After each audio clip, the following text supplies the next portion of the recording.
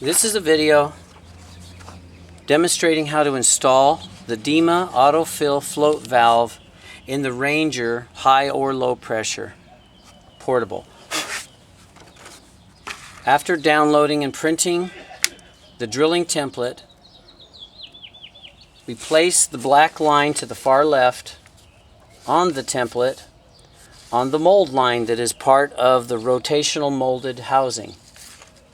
By placing it visually against the line, rolling the paper over to the side so you make sure that that black line lines right up with the hard edge of this mold line. Follow the line all the way down to the housing where it intersects. That's perfect alignment.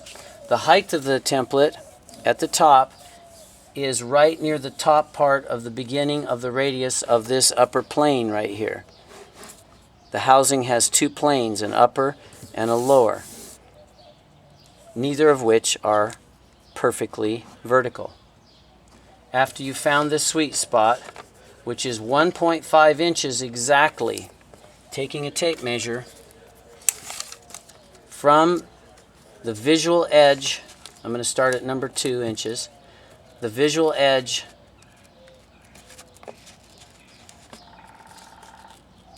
of the line, it places it at 1.5 inches where the crosshair vertical starts.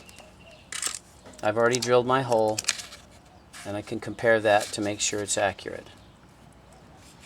So after placement, you can tape this template as a disposable paper, or you can laminate it and have a tiny pinhole here for accurate placement so you can use the same template over and over.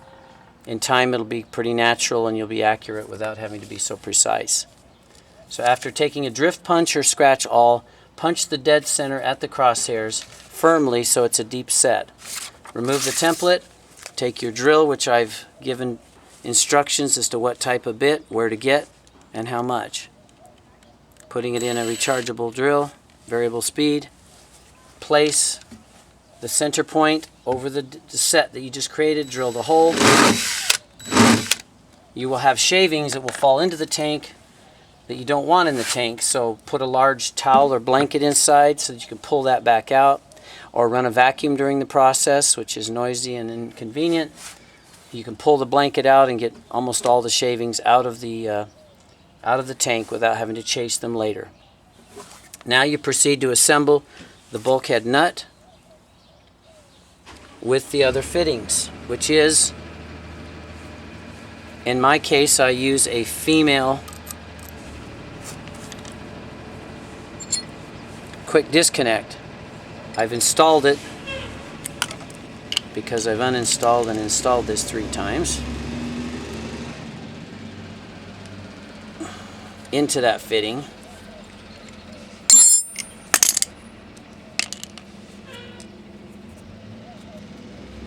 Making sure your Teflon is not extra and going inside.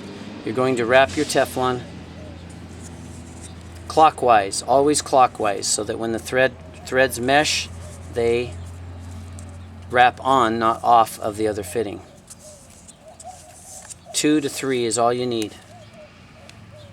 Do the other end while you're at it. It's easier to handle this way.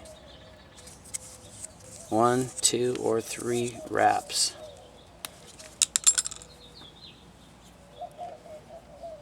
Making sure that waterway is clear. Install your hex nipple into this end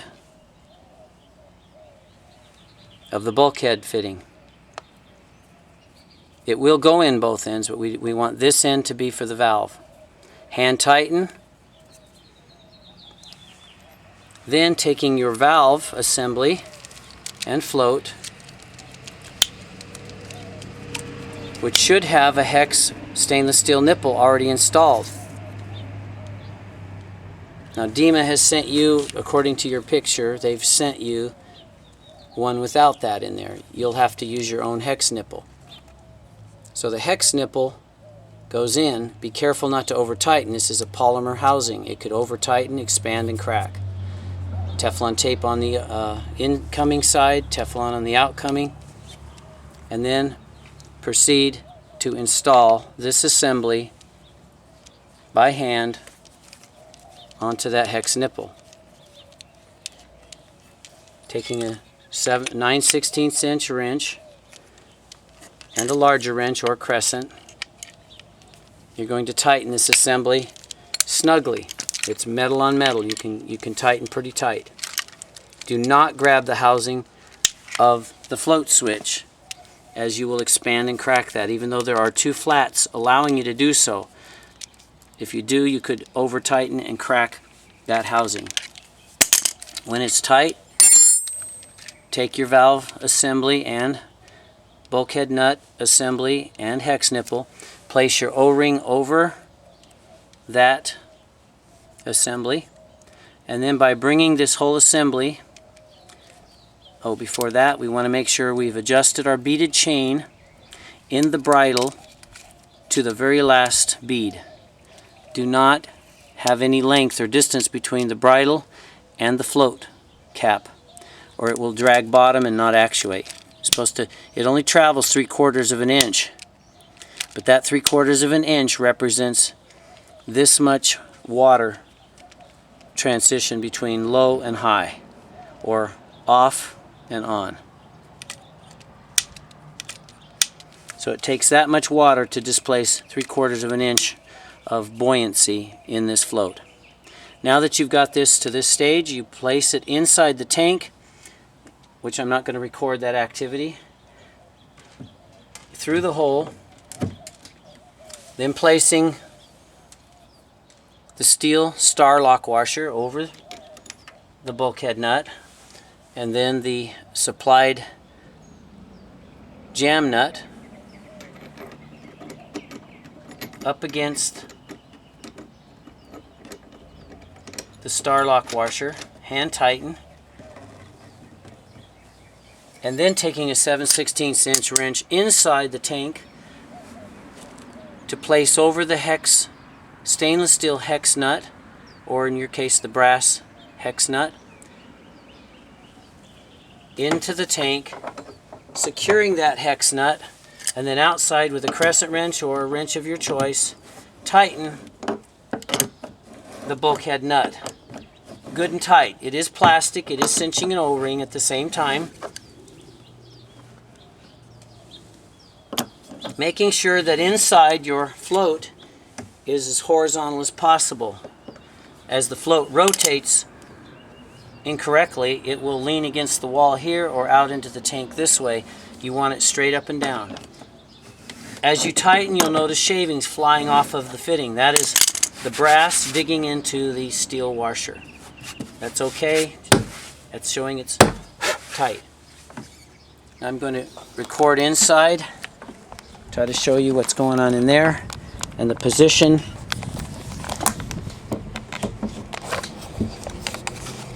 of the wrench placement on the hex nut. There's your hex nut, there's your bulkhead flange, and there's your hex nut. This is what you're going to grab. Do not grab the housing of the valve. This polymer will crack. So grab this and hold it so that it's level. I'm going to rotate to show you when it's not level, as the valve is tipping one way or the other. You want it to be straight up and down like that, so that this float actuator travels up and down and doesn't rub the tank. And that's pretty much all there is to it, except you're going to mount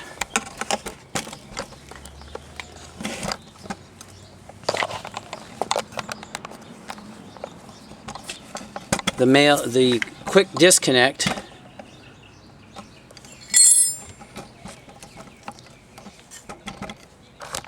onto this assembly that we've just created.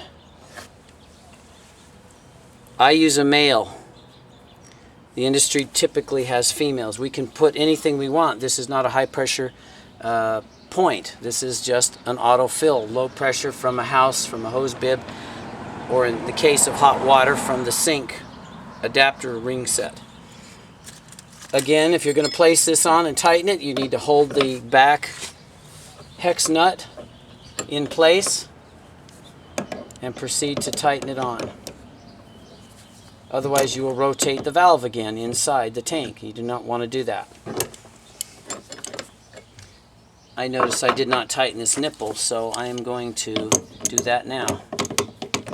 It should have been tightened before I put the valve into the tank. It's easier to do it out than it is to do it on the tank.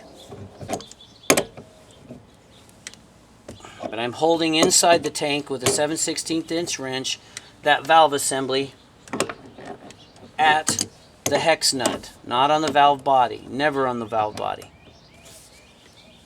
And I'm tightening it now so that it cinches in. Now I'm going to go ahead and tighten the quick disconnect fitting till it's firm and tight.